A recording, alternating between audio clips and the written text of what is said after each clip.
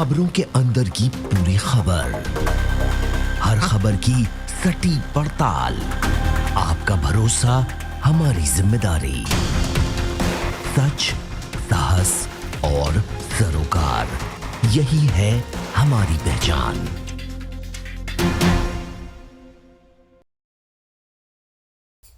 किसी नेता का कद जब बेहद बढ़ जाता है तो राजनीति मांग करती है कि उसे संबंधों की भावुकता से उठकर पद की गरिमा बनाए रखने वाला उत्तराधिकारी के तौर पर सामने ला देना चाहिए।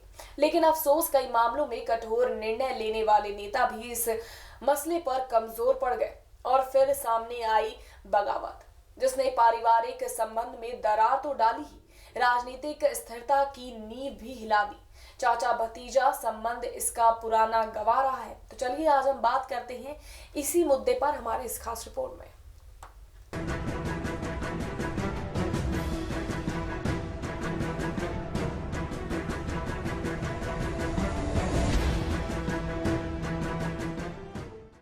देश की राजनीति में चाचा भतीजे की कहानियां भरपूर हैं।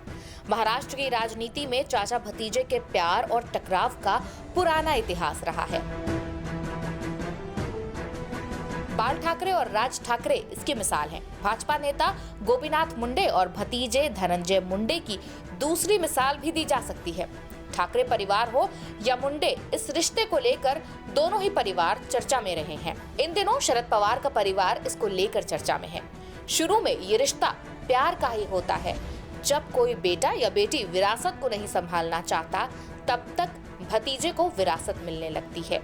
लेकिन जब बेटा या बेटी की राजनीतिक महत्वाकांक्षाएं जाग जाती हैं, तब भतीजे को साइड लाइन कर उन्हें मौका दे दिया जाता है और तब ये रिश्ता नफरत का बन जाता है। भाजपा के लिए विपक्षी नेताओं के भतीजे बेहद ही लगी हैं। अक्टूबर 2019 में हरियाणा और महाराष्ट्र, दो राज्यों में विधानसभा चुनाव हुए। इन दोनों राज्यों में विपक्षी नेताओं के भतीजों की मदद से भाजपा सरकार बनाने में सफल रही। हरियाणा में इनेलो नेता अभय चौटाला से विवाद के बाद अलग पार्टी बनाने वाले भतीजे जसपा नेता दुष्यंत चौटाला से गठबंधन कर भाजपा ने सरकार बनाई। वहीं महाराष्ट्र में राकांपा नेता शरद पवार के भतीजे अजीत पवार के साथ गठबंधन कर सरकार बनाई।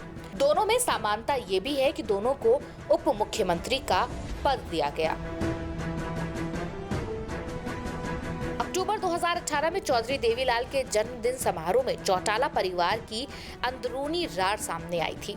अभय चौटाला के खिलाफ वोटिंग होने पर विवाद शुरू हुआ और इसका आरोप सीधे सीधे दुष्यंत चौटाला और उनके छोटे भाई दिग्विजय चौटाला पर लगा। इनेलो ने दोनों को पहले नोटिस जारी किया, इसके बाद पार्टी से बाहर कर दिया गया। चाचा भतीजे की लड़ाई में इनेलो में दो फाड़ हो गई। दिसंबर 2018 में ही दुष्यंत ने जजपा का गठन किया। पार्टी ने पहला चुनाव जींद उपचुनाव लड़ा, जिसमें खड़े हुए दिग्विजय चौटाला हार गए। इसके बाद लोकसभा चुनाव लड़ा, उसमें 10 सीटों पर उम्मीदवार खड़े किए गए, सभी हार गए। अक्टूबर 2019 में विधानसभा चुनाव आए। जजपा ने मजबूती से चुनाव लड़ा और 10 सीटें जीती। वहीं दूसरी तरफ चाचा अभय चौटाला की पार्टी इनेलो महज 1 सीट जीत पाई। भाजपा ने 40 सीटें जीती। उन्हें सरकार बनाने के लिए अब 6 विधायकों की जरूरत थी। निर्दलीय जीत कर आए 6 उम्मीदवारों का समर्थन मिल भी गया था, लेकिन इसके बाद भी जजपा का समर्थन लिया गया। जजपा के समर्थन से हरियाणा में सरकार बनी और सीएम मनोहर लाल खट्टर और दुष्यंत चौटाला डिप्टी सीएम बने।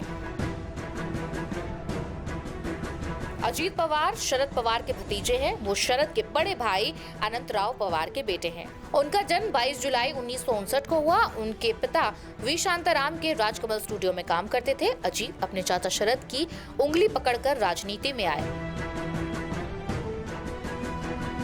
1982 में 20 साल की उम्र में अजीत कोऑपरेटिव शुगर फैक्ट्री के बोर्ड में चुने गए। अजीत पवार 1991 से अब तक 7 बार विधायक चुने गए। नवंबर 1992 से फरवरी 1993 तक कृषि और बिजली राज्य मंत्री रहे। वो 19 सितंबर 2012 से 25 सितंबर 2014 तक महाराष्ट्र के उप मुख्यमंत्री भी रहे।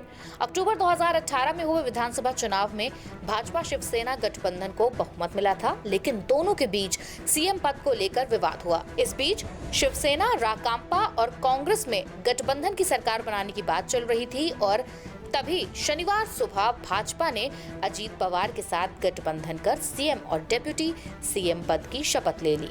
Output desk, prime TV India.